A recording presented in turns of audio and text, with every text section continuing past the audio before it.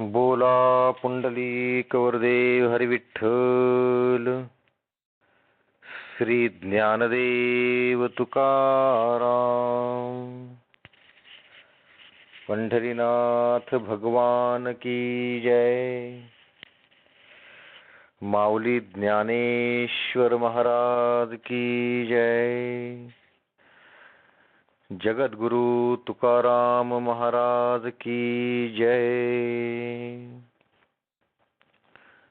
ज्ञानेश्वरीचा अध्याय 15वा, पुरुषोत्तम योग. या पुरुषोत्तम योग या अध्यायाचं आपण वाचन आणि निरूपण करत आहोत. आता पुरुषोत्तम कुणाला म्हणतात की ज्याला कोणत्याही उपाधी लागत नाहीत, म्हणजे जो क्षर आणि अक्षरापासूनही वेगळा आहे असा तो पुरुषोत्तम. आपण काल क्षर आणि अक्षर पाहिलेलं आहे, त्याचा भेद आपण आज अजून पाहणार आहोत. आणि त्यानंतर या दोन्हीपेक्षा जे वेगळा पुरुष तो म्हणजे पुरुषोत्तम, तोही आज आपण पाहणार आहोत. तर त्या भागाची सुरुवात करण्याच्या अगोदर पाठीमागच्या भागांमध्ये जसं की भगवंतांनी सांगितलेलं की आत्मज्ञानाच्या मार्गावर जो प्रमुख अडथळा आहे तो म्हणजे जग किंवा संसार आहे. त्याचं वर्णन करताना, या संसाराचं वर्णन करताना संसार रूपी वृक्षाची ते उपमा देतात. हा संसार रूपी वृक्ष हा अतिशय विशाल, त्याचे मुळं वर आहेत, फांद्या खाली आहेत, त्याची व्याप्ती ब्रह्मलोकापासून पातापर्यंत आहे. हा संसार रूप प्रमुख बाधा या आत्मज्ञानाच्या मार्गावरची आहे. त्याची उत्पत्ती ही मायेच्या बीजापासून होते. त्याला पहिला कोंब हा पहिला मोड हा मायेचाच येतो. नंतर एक एक फांद्या येऊन हा अतिविशाल वृक्ष तयार होतो. याच्या प्रत्येक फांदीवर 84 लक्ष योनींचा वास आहे. असा हा अतिविशाल असणारा जो वृक्ष आहे तो या आत्मज्ञानाच्या मार्गावरील प्रमुख बाधा आहे. आता ही बाधा हटवायची कशी, हा वृक्ष मुळापासून तोडायचा कसा, त्यासाठी भगवंतांनी सांगितलं की ज्ञान खड्गाचा वापर करायचा. ज्ञान खड्ग म्हणजे ज्ञानाचं शस्त्र, म्हणजेच अज्ञान पहिल्यांदा नाहीसं करायचं. अज्ञान हे आहे की हा संसार वृक्ष आहे, हेच मुळात अज्ञान आहे. अशा पद्धतीनं आपण हा जो संसार रूपी वृक्ष, ही बाधा आत्मज्ञानाच्या मार्गावरून हटवली की मग आपण आत्मज्ञानाच्या मार्गावर पुढे चालण्यास योग्य ठरतो.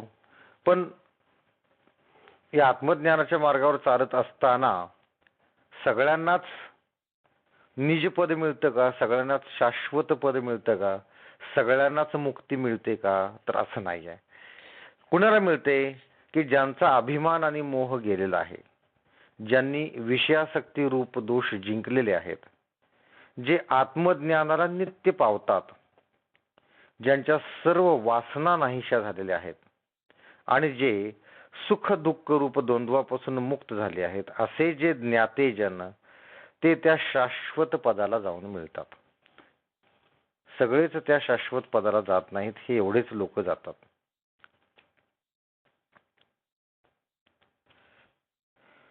त्यानंतर प्रश्न हा उत्पन्न होतो की जे शाश्वत पदाला जातात, जे भगवंताच्या स्वरूपास जाऊन मिळतात,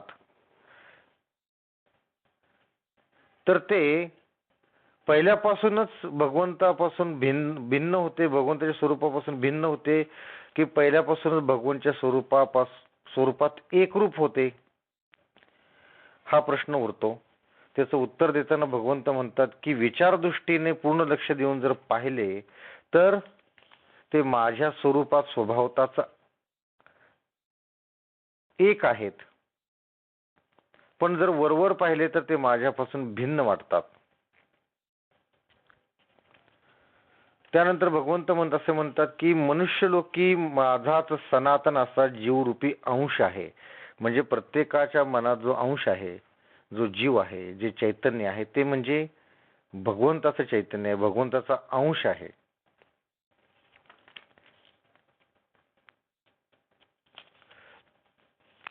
त्यानंतर भगवंत सांगतात की जीव हा पूर्वीचे शरीर टाकून दुसरे शरीर धारण करतो तेव्हा मन व इंद्रिये आपल्या बरोबर घेऊन जातो. म्हणजे पृथ्वी तलावर जो जन्मलेला आहे तो प्रत्येक जण त्याला मृत्यू हा आहेच. पण ज्यावेळेस त्याला मृत्यू येतो त्यावेळेस तो जो जीव आहे तो जीव काही मरत नाही, तो जीव अमर आहे. पण तो जीव जाताना मन आणि पंचेंद्रिये स्वतःबरोबर घेऊन जातो आणि दुसरं शरीर धारण करताना मन व इंद्रिये घेऊनच ते शरीर धारण करतो. त्यामुळे आपल्याला असं वाटतं की एखाद्याचा जीव गेला, एखाद्याचा प्राण गेला म्हणजे त्याचा जीव गेला असं वाटतं, किंवा तो जिवंत असताना जे काही सुख दुःख उपभोगतो तो जीवच उपभोगतो असं वाटतं. पण ते खरं नाहीये, कारण जीव हा अकर्ता आहे. आणि ज्यावेळेस एखाद्याचे प्राण जातात त्यावेळेस तो जीव मरत नसून ते चैतन्य मरत नसून ते चैतन्य अमर आहे. ते चैतन्य आणि पंचेंद्रिये हे मिळून दुसरं शरीर धारण करतात. त्यामुळे इथं आपण हे पाहिलं की हे ज्ञान इथं आपल्याला आलं की आत्मा हा अकर्ता आहे. तो कोणतेही कर्म करत नाही. कर्म करतं ते शरीर. त्यामुळे शरीराला सुख दुःख मिळतात, आत्म्याला नाही.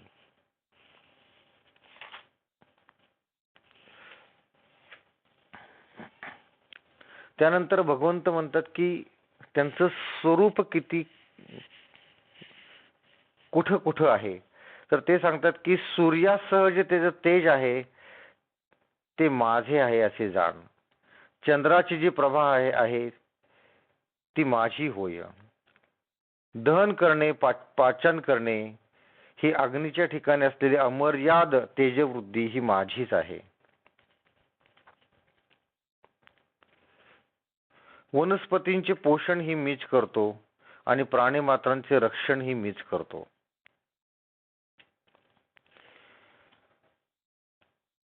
प्राणीमात्रांच्या नाभिकंदावर शेगडी पेटवून जठरामध्ये मीच प्रदीप्त होतो. म्हणजे जठराग्नी सुद्धा मीच आहे. त्यामुळे कोरडे, स्निग्ध, शिजलेले व कच्चे असे कसलेही अन्न याचे पचन होते. सर्वत्र मी भरलेला आहे. मग प्रश्न हा उत्पन्न होतो की सर्वत्र जर भगवंत तू भरलेला आहे तर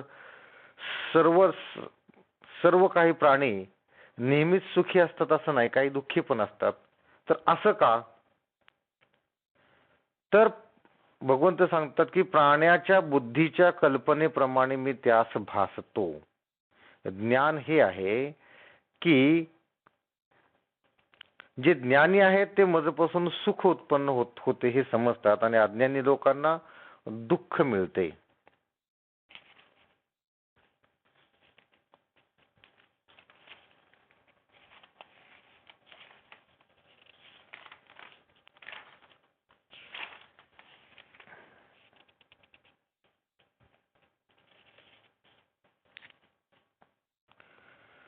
त्यानंतर 15व्या अध्यायाचं हे आपण पाहिलं की मी सर्वांच्या हृदयामध्ये प्रवेश करू शकतो.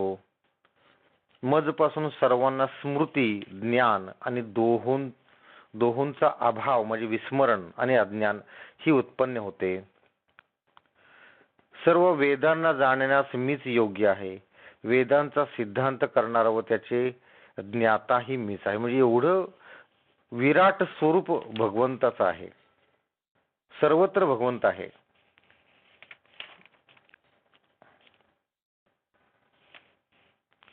त्यानंतर अर्जुन भगवंताला म्हणतात की आपलं निरुपाधिक स्वरूप जे आहे ते सांगा. आपलं जे निरुपाधिक स्वरूप जे आहे ते सांगा. तर त्यावेळेस भगवंत म्हणतात की त्या अगोदर तुला मला शुद्ध स्वरूप म्हणजे जे निरुपाधिक स्वरूप आहे हे सांगण्यासाठी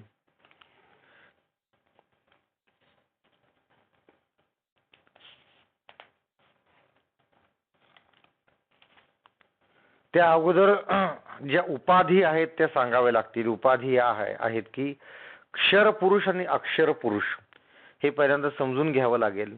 म्हणजे दळण निवडत असताना त्या धान्यातले फक्त खडे काढले की खाली प्युअर धान्य राहतं.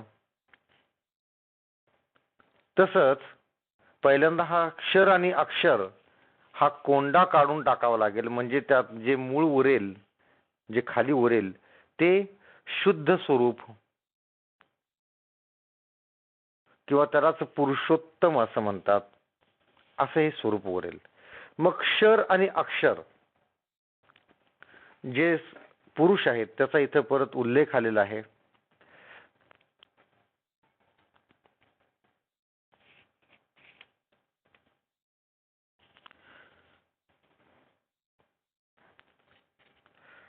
तर भगवंत म्हणतात की तर अर्जुना महत्त्वापासून गवताच्या काडीपर्यंत सर्व जे काही लहान व थोर, चालणारे व स्थिर किंवा मन व बुद्धी असं समजणारे जे पंचमहाभूतांनी बनलेले आहे असे सत्व रज व तम या तिन्ही गुणांच्या टांगसाळीतून बाहेर पडणारे जे काय आहे ते क्षर आहे.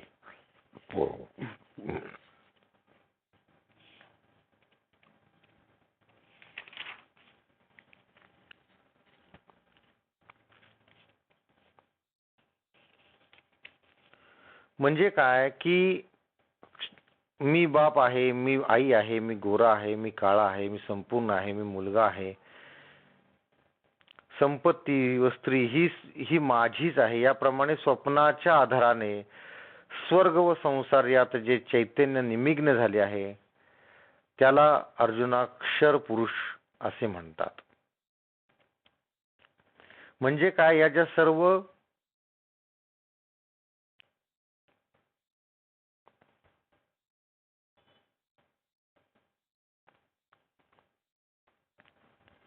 सर्व उपाधी आहेत त्या उपाधींच्या योगाने चैतन्यास क्षणिकत्व प्राप्त होते, म्हणजे कमीपणा प्राप्त होतो, म्हणून यास क्षर असे म्हणतात.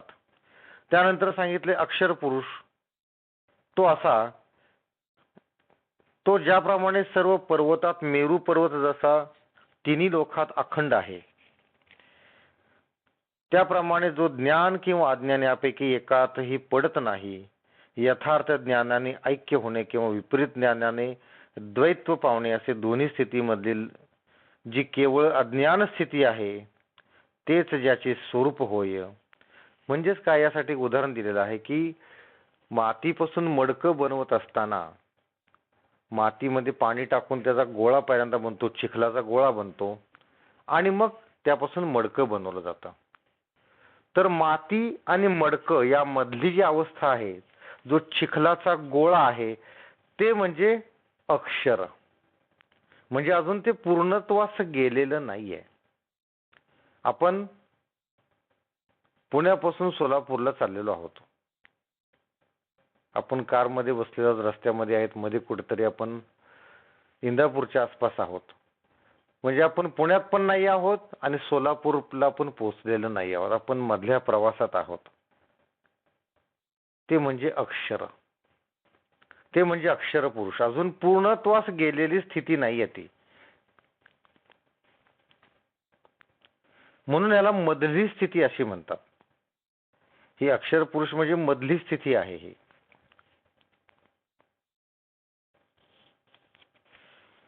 उपाधींचा स्वीकार करणारा उपाधींसह जेथे विश्रांती घेतो त्या स्थानाला अव्यक्त असे म्हणतात.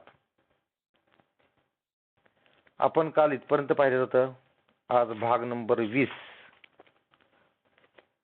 तो आपण पाहणार आहोत. काल 19 भाग पाहिलेले आहेत. आज 515 पासून ओव्या आपण पुढे वाचणार आहोत.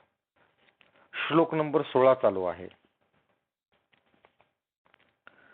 पै अज्ञान घन सुषुप्ती ऐसे जे का ख्याती या उनी एकी प्राप्ती ब्रह्माची जो सतची पुढती वीरा जरी न येता स्वप्न जागरा तरी ब्रह्मभावो साचोकारा म्हणो येता परी प्रकृती पुरुषे दोनी अभ्रे झाली जिये गगनी क्षेत्र क्षेत्रज्ञ स्वप्नी देखिला जिये हे असो अधो शाखा या संसार रूपा रुखा मूळ ते रूप पुरुषा अक्षराचे हा पुरुषू का म्हणजे जे पूर्णपणेची निजे पै मायापुरी पहुडिजे तेनेही बोले आणि विकाराची जे वारी ते विपरीत ज्ञानाची परी नेणी जे जिये माधारी ते सुषुप्ती गाहा म्हणून या अपैसे क्षण शरणे पानसे आणि केही हान नाशे ज्ञानाविणे या लागी हा अक्षरू ऐसा वेदांतू डगरू केला देशी थोरू सिद्धांताच्या ऐसी जीव कार्य कारण जया माया संगूचे लक्षण अक्षर पुरुष जाण चैतन्य ते. आता परत क्षर आणि अक्षर याचाच भेद इथं आलेला आहे. तेथून विपरीत ज्ञान उत्पन्न होऊन जागृती व स्वप्न या रूपांनी फाकते आणि अनेक बुद्धी तरंग रूप रानात संचार करते. अर्जुना, जीवात्मा जेथून विश्वाची मांडणी करीत उठतो त्या दोघांमधील जी भेद स्थिती तोच अक्षर पुरुष होय. दुसरा क्षर पुरुष म्हणजे जीव. हा या विश्वात देह धारण करून जागृती व स्वप्नावस्था यांचा उपभोग घेतो.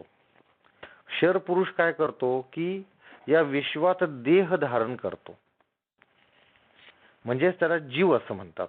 आणि काय करतो, जागृती व स्वप्नावस्था यांचा उपभोग घेतो. या दोन्ही अवस्था ज्याच्यापासून उत्पन्न होतात किंवा ज्या अवस्थेला पूर्ण अज्ञानाने भरलेली अशी निद्रावस्था म्हणतात व जिच्यात ब्रह्मप्राप्तीची उणीव असते. वीर अर्जुना, खरोखर या निद्रावस्थेपासून जर स्वप्न किंवा जागृती या अवस्था प्राप्त न होतील तर या अवस्थात ब्रह्मप्राप्ती होते असे खास म्हणता येईल. पण या निद्रारूपी आकाशात प्रकृती पुरुषी रूपी ढग येऊन स्वप्नरूपी जीव व शरीर यांची वृष्टी होते. हे असो, या खाली विस्तार पावणाऱ्या फांद्यांच्या संसाररूपी वृक्षाचे अक्षर पुरुष हेच मूळ आहे. आपण जे संसार वृक्ष म्हणतो, संसाररूपी जे वृक्ष म्हणतो, त्याच्या ज्या फांद्या आहेत त्या फांद्या म्हणजे अक्षर पुरुष हे मूळ आहे. तर याला पुरुष का म्हणायचे, तर हा पूर्णपणे निद्रा घेतो म्हणून व मायारूपी नगरात शयन करतो म्हणून आणि गाढ निद्रेत विकार अथवा विपरीत ज्ञान यांचा भास नसतो, ते याचे रूप होय. म्हणून याचा सहज नाश होत नाही आणि तो जरी ज्ञाना वाचून दुसऱ्या कशानेही नाही, ज्ञाना वाचून दुसऱ्या कशाने याचा नाश होत नाही. म्हणून वेदांतात हा अक्षर आहे असा सिद्धांत केलेला आहे. याप्रमाणे मायेच्या उपाधीने चैतन्य व जे जीवात्माचे रूप धारण करते त्याला अक्षर पुरुष असे म्हणतात.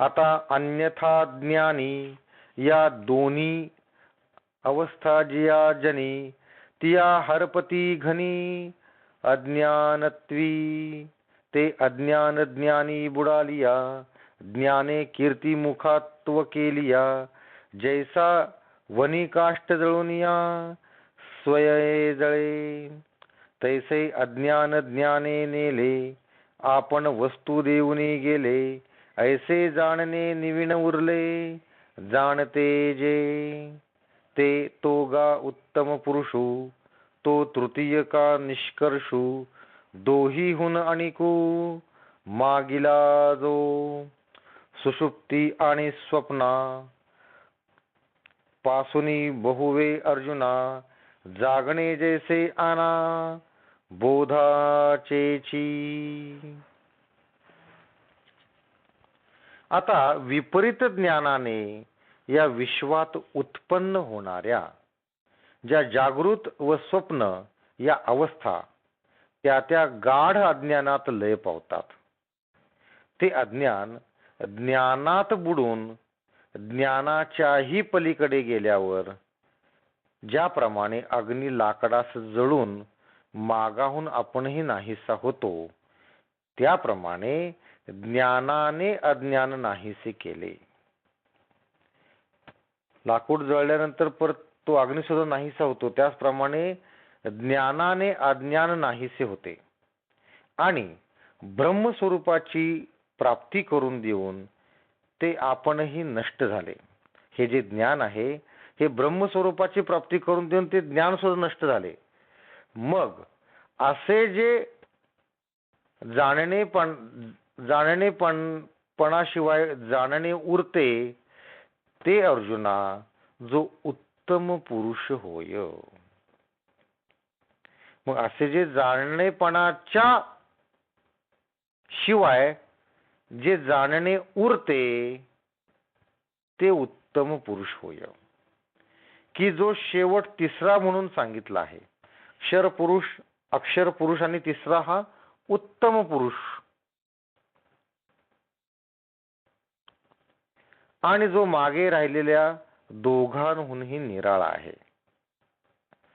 अर्जुना, निद्रा आणि स्वप्न यापेक्षा जागृत अवस्था जशी निराळ्याच बोधाची असते, किंवा सूर्यकिरण व मृगजळ याहून जसे सूर्यमंडळ अगदीच वेगळे.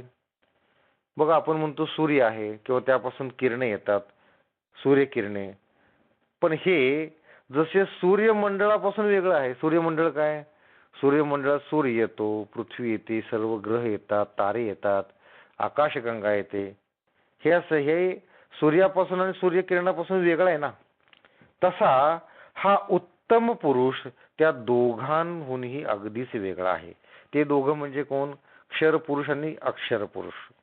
इतकेच नव्हे तर आता पुढचं आपण वाचूयात.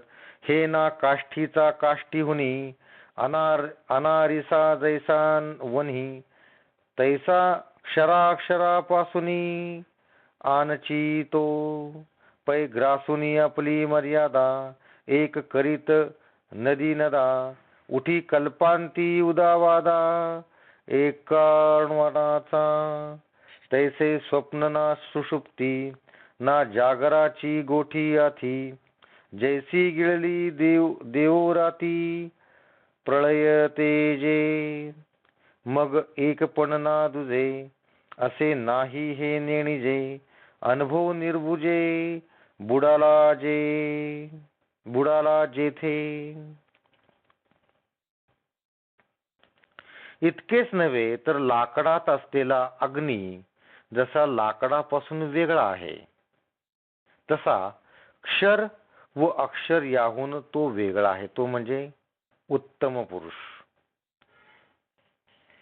कल्पांतासमयी ज्याप्रमाणे समुद्राची मर्यादा नाहीशी होऊन सर्वत्र जलमय झाले, म्हणजे नदी व नद एक होतात. कल्पांत म्हणजे काय? ज्यावेळेस महापूर येतो, सर्व समुद्र पृथ्वी गिळून टाकतो आणि सर्व पृथ्वीचा नाश होतो, सर्व प्राणी मात्रांचा नाश होतो, त्याला म्हणतात कल्पांत. तर त्या समयी नदी आणि नदी नाले काही राहतच नाही, सगळं एकत्र होऊन समुद्र तयार होतो. त्याप्रमाणे स्वप्न, गाढ झोप किंवा जागृती यांचा जेथे भास उरत नाही. कसा उरत नाही? तर प्रलय काळच्या तेजाने रात्र व दिवस ही गिळून टाकावी त्याप्रमाणे. प्रलयाच्या वेळेस काय होतं? प्रलयाच्या वेळेस दिवस आणि रात्र असे काही राहतच नाही. त्याप्रमाणे मग अद्वैत किंवा द्वैत असा भाव राहत नाही. हा जो उत्तम पुरुष ज्यावेळेस असतो त्यावेळेस त्यात द्वैत आणि अद्वैत भाव राहत नाही. असणे किंवा नसणे ही कळत नाही. आणि जेथे अनुभव घाबरा होऊन नष्ट होतो असे जे काही तत्व आहे ते म्हणजे तो उत्तम पुरुष समज, की ज्याला इहलोकी परमात्मा असे म्हणतात. उत्तम पुरुष म्हणजे काय? परमात्मा. आलं लक्षात? म्हणून हा जो 15वा अध्याय आहे याचं नाव काय आहे? पुरुषोत्तम योग, म्हणजेच उत्तम पुरुष योग. उत्तम पुरुष म्हणजेच परमात्मा.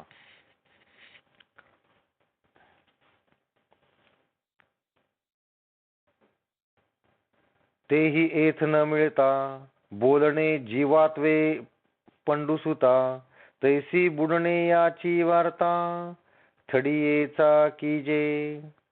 तैसे विवेकाची ये काठी उभे ठाकलिया किरटी, परावराची या गोठी करणे वेदा. म्हणोनी पुरुष क्षराक्षर दोन्ही देखुनी अवर, याते म्हणती पर आत्मरूप. अर्जुना ऐसिया परी परमात्मा शब्दावरी, सूची जे गावधारी पुरुषोत्तमू. पण अर्जुना ते बोलणेही येथे न मिळता जीवदशा पत्करूनच होय. ज्याप्रमाणे काठावर उभे असलेल्या मनुष्याने बुडल्याची वार्ता सांगावी, त्या बुडण्याबरोबर जो बुडला तो काय सांगणार? एखादा मनुष्य बुडतोय तर तो बुडल्यानंतर सांगू शकतो का मी बुडून मेलो म्हणून? कारण तो बुडल्यानंतर बुडून मरून जातो, तो सांगण्यासाठी उरतच नाही. त्याप्रमाणे अर्जुना, विचार रूपी काठावर जोपर्यंत वेद उभे आहेत तोपर्यंतच अलीकडच्या किंवा पलीकडच्या गोष्टी बोलण्यास त्यास शक्ती असते. म्हणून क्षर व अक्षर पुरुष हे दोन्ही अलीकडेच आहेत असे पाहून त्या आत्मस्वरूपाला परपुरुष असे म्हणतात. क्षर आणि अक्षर पुरुष हे एका काठाला असतात आणि दुसऱ्या काठाला जो असतो तो म्हणजे परपुरुष. अशा प्रकारे अर्जुना, परमात्मा या शब्दाने पुरुषोत्तम ओळखावा असे तू समज. म्हणजे जो क्षर आणि अक्षरापासून जो वेगळा पुरुष आहे तो म्हणजेच उत्तम पुरुष, म्हणजेच पुरुषोत्तम, म्हणजेच परमात्मा.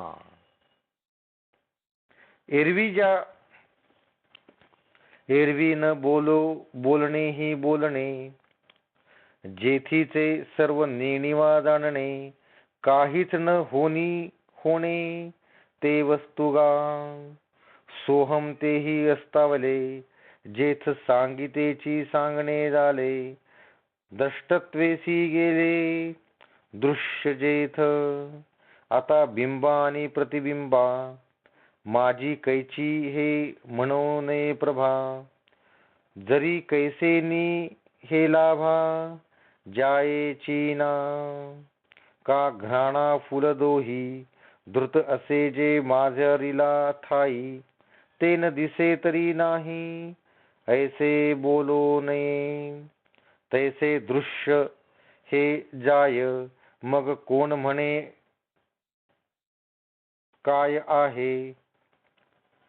हेची अनुभवते तेची पाहे रूपतया.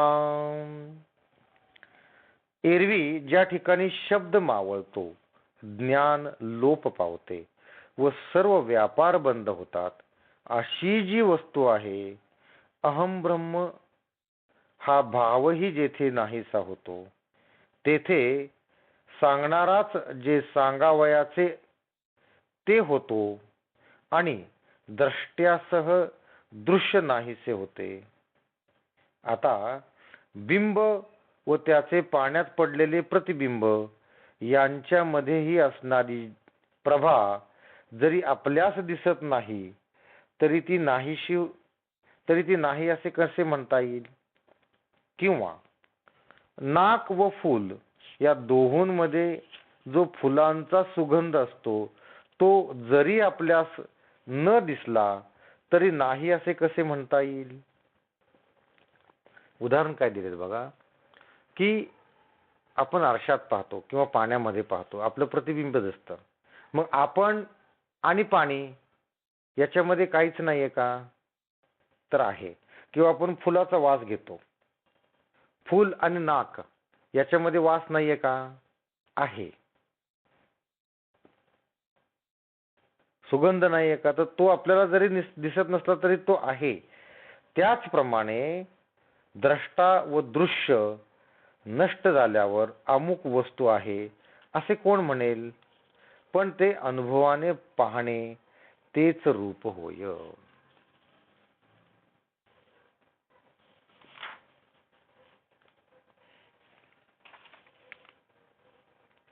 जो प्रकाशे वीण प्रकाशू, जो ईशित वेणीय ईशू, आपणेची अवकाशू वसवीत असे जो.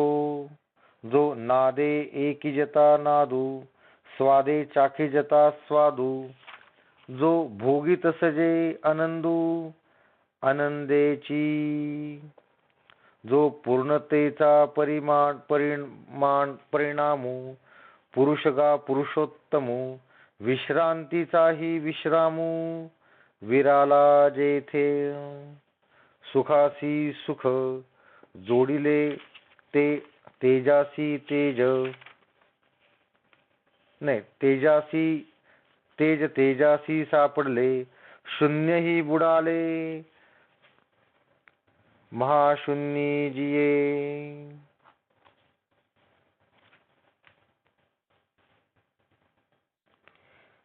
जो विवेकासी वरी उरता, ग्रासा तेसी ग्रासुनी पुरता, जो बहुते पाडे बहुता, पासुनी बहु.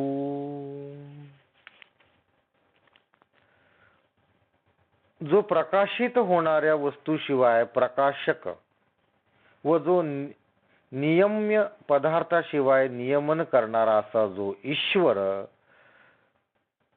तो आपले स्वरूपात आपण असतो. जो नाद ब्रह्माला ऐकण्याची शक्ती देणारा नाद, स्वादाला स्वादाची शक्ती देणारा मूळ स्वाद, व जो ब्रह्मानंदाला आनंदाची शक्ती देणारा, जो पूर्णत्वाचा शेवट व सर्व पुरुषांमध्ये श्रेष्ठ पुरुष, व विश्रांतीला विश्रांतीचे स्थान, जो सुखास सुख जोडले, तेजास तेज प्राप्त झाले व शून्यास महाशून्यात लय पावले, जो उदय झाल्यावरही त्यापासून दूर असतो व लय झाल्यावरही त्या पलीकडे असतो, फार काय सांगावे, जो सर्वांहून दूर आहे.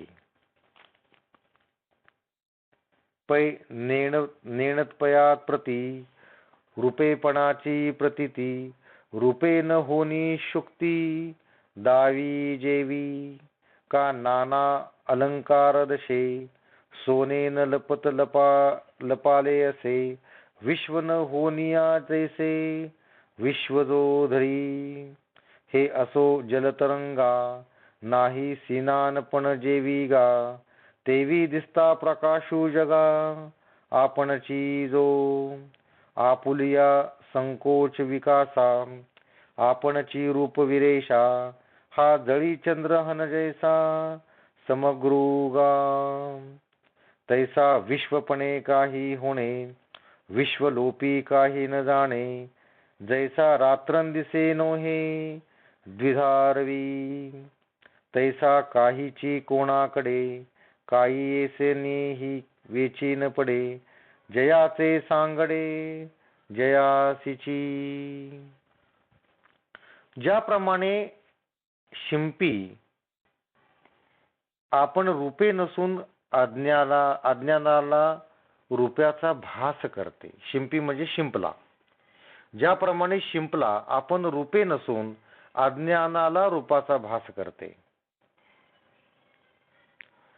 शिंपल्याच्या आतमध्ये मोती असतो, बरोबर आहे. पण ज्याप्रमाणे जो शिंपला आपण रूपे म्हणजे मोती नसून अज्ञानाला रूपाचा भास करते, किंवा अलंकाराच्या रूपाने सोने नाहीसे न होता नाही असे भासते.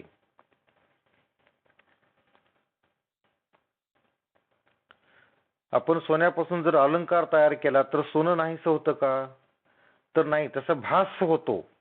त्याप्रमाणे आपण विश्व न होता जो विश्व धारण करतो हे असो. पाणी व लाटा यात काही वेगळेपण आहे का? त्याचप्रमाणे जग व परमात्मा रूप वेगळे नाही.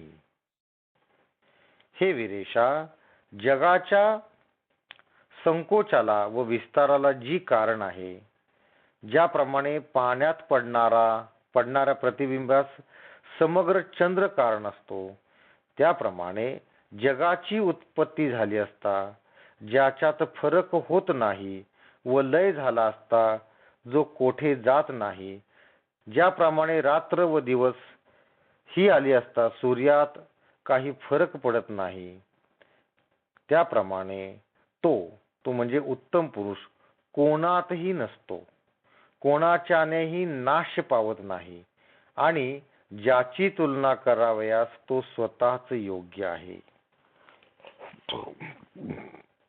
असा हा उत्तम पुरुष. त्याचं आपण वर्णन ऐकलेलं आहे. आज आपण इथंच थांबत आहोत.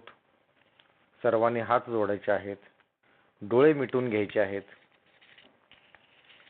ज्यांनी व्यसनमुक्तीचा संकल्प केलेला आहे तो मनातल्या मनात म्हणायचा आहे, बोला पुंडलिक वरदेव हरी विठ्ठल, श्री ज्ञानदेव तुकाराम,